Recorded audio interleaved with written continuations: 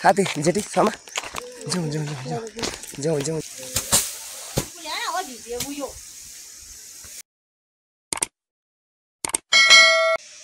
Hello guys यो चाहिँ हाम्रो अन्तिम धान राखाइ हो है। आजको दिन चाहिँ हाम्रो एकदम खोटाङ पाथेका एरियाको चाहिँ अन्तिम धान राखाइ हो। हेरिरहनु भएको छ गाइस मेरो साथीभाइ दिदीबहिनीहरूले चाहिँ धान ल्याउँदै हुनुहुन्छ।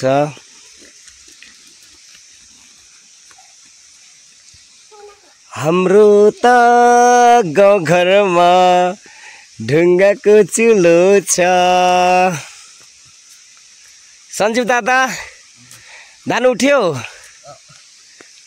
ल ठिक छ उहाँ चाहिँ मेरो सञ्जीव दादा। लाइक एन्ड सब्सक्राइब गर्नु चाहिँ नबिर्सिनु होला। हाम्रो कान्छी बहिनीले र 2 बहिनी 3 बहिनीले बिसाउनु गइरहेछ। बाँकी उताबाट ल्याइरहनु भएको छ। भावन बहिनी पनि आइपुग्नु भयो गाइस। हाम्रो भावन बहिनीले कसले चिन्नुहुन्छ? चिन्नु भएको साथीभाइ दिदीबहिनीहरू जो हुनुहुन्छ लाइक एन्ड सब्सक्राइब गर्नु चाहिँ नबिर्सिनु होला। त्यहाँ हाम्रो जेठी आउँदैछ आशी। ल जति पनि हाम्रो सङ्गीता बुवाहरूले चिन्नुहुन्छ उहाँले जति चिन्नुभएको साथीभाइहरू हुनुहुन्छ लाइक एन्ड सब्सक्राइब गर्नु नबिर्सिनु होला। यता हाम्रो छेमा सीता हाम्रो सीता छेमालाई चिन्नुहुने साथीहरूले हाम्रो बहिनीहरू हिँडे। हाम्रो आजको मालिक नि चाहिँ हाम्रो बहिनी है काइली बहिनी। उहाँले जतिले चिन्नुहुन्छ लाइक एन्ड सब्सक्राइब गर्नु चाहिँ नबिर्सिनु होला। हाम्रो बाबन कान्छी उहाँले चिन्ने जति पनि हुनुहुन्छ भनिरहेको छु। अनि यहाँ हाम्रो काकीले पनि टन्नै भारी ल्याउँदै आउनुहुन्छ।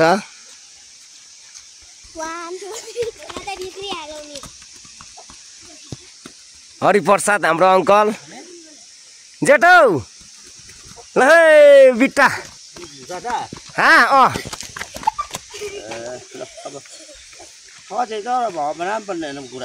ल सुँगुर काट्नु पर्ने गाइस।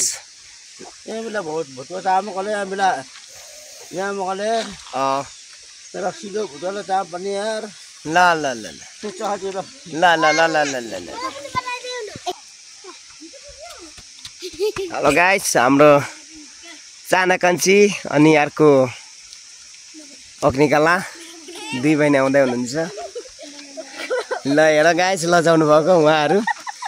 ल ठिक छ हाम्रो चेलीहरू यस्तै छन् लजाउनुहुन्छ भिडियोमा आउनुको लागि।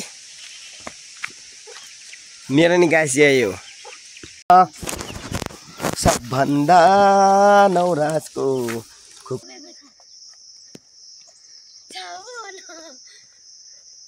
ल हाम्रो 2 बहिनी आइपुग्नु भयो गाइस।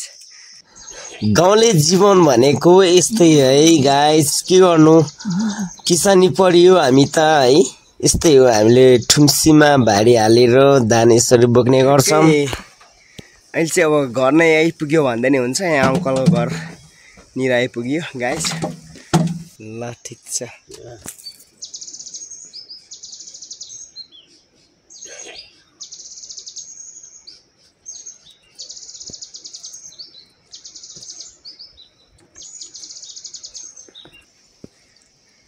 ठ्याक्कै अहिले चाहिँ अब घर नै आइपुग्यो भन्दा नि हुन्छ। यहाँ अङ्कलको घर निर आइपुग्यो गाइस।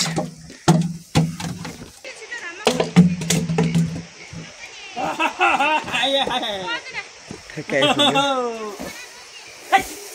आइपुग्नु आँट्यो। हरिप्रसाद हाम्रो अङ्कल आइपुग्नु भएछ। अङ्कल यहाँनिर ल यहाँ